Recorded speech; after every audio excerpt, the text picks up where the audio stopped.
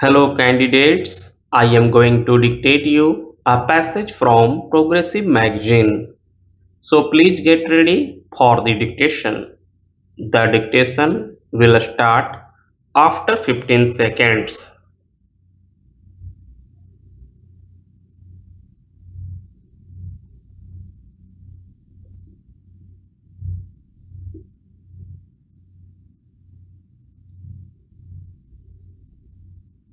I am delighted that all of you have been able to join us here at this very important meeting.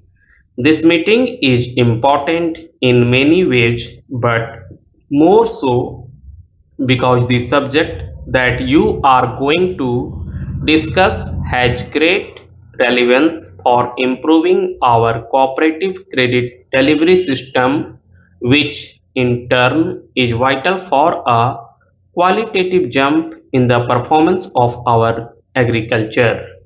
I would like a very frank and free discussion on how we can collectively give effect to the recommendations of the Task Force on Cooperative Credit Systems.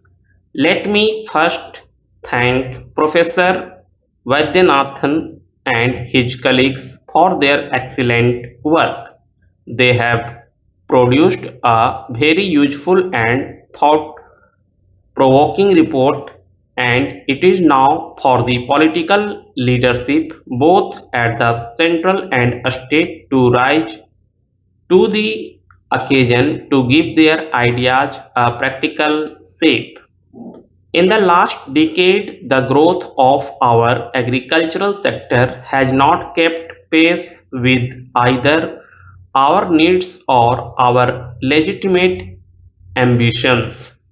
If our economy has to grow at 7 to 8% per annum, and it must do so if we have to eliminate poverty within the next decade, agriculture too must demonstrate a growth rate of about 4% per annum.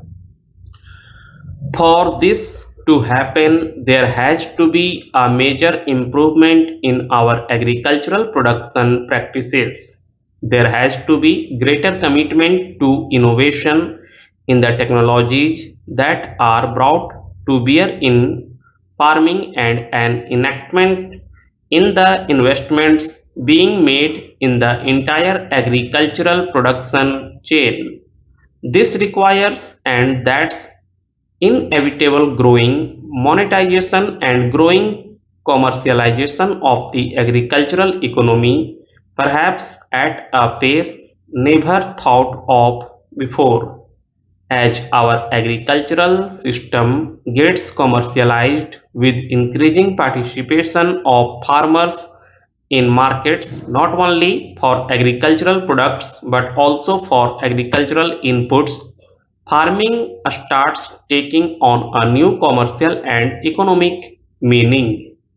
In such a scenario, and I dare say that such a transformation of our agriculture is essential, e.g., availability of agricultural credit has a very important influence on agricultural production, on agricultural investment, and on technological upgradation of our agriculture. Therefore, we need to put in place a credit delivery system that is equal to the task and the challenges that our agricultural economy faces.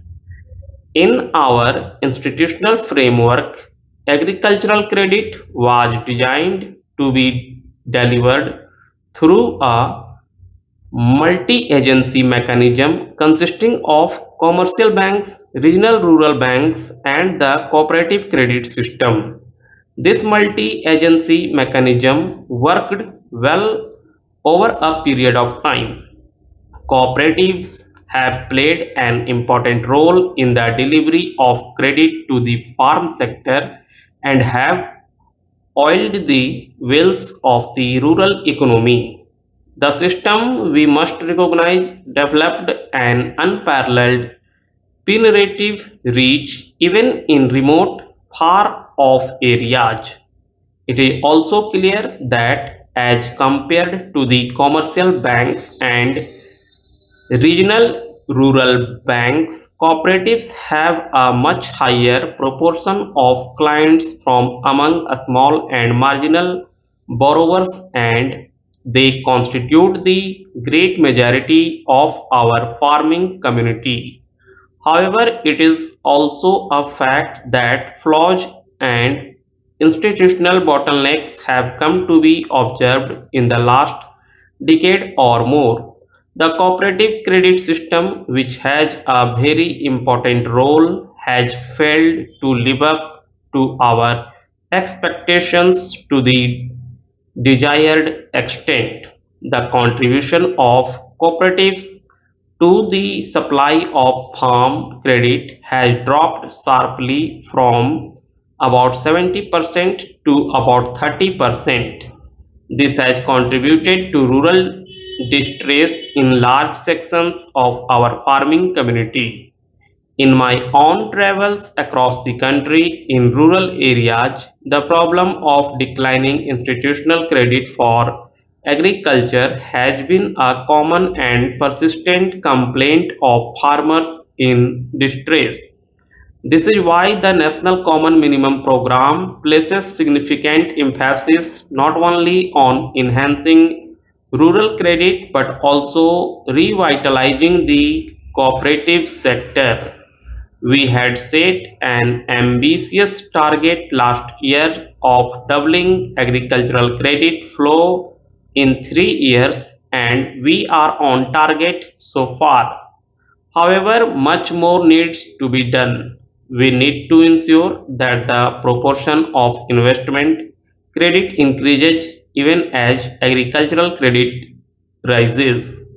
We need to ensure that the needs of a small and marginal farmers who are even more dependent on informal sources of credit are met through the institutional credit system so that they can be rescued from the clutches of the traditional village money lender. All this, of course, requires a strong, healthy, dynamic, and efficient cooperative credit system. Cooperatives may not have delivered as per our expectations, but they need to be revitalized and made effective. I recall in the early 50s, Professor D.R. Gadgil presided over a path-breaking report on rural credit, and the theme of that report was cooperatives have failed, but cooperative must succeed. I think that theme is as relevant today as it was. If India's rural economy is to measure up to the challenge of its regeneration and revitalization, cooperatives are today at the crossroads. In many states, we only have cooperatives in name with very little stakeholder participation in their management. There have been no elections held for years. Government officials and ministers at the state level run the affairs of many of these so-called cooperatives. This is no proper audit, little accountability, often and poor governance.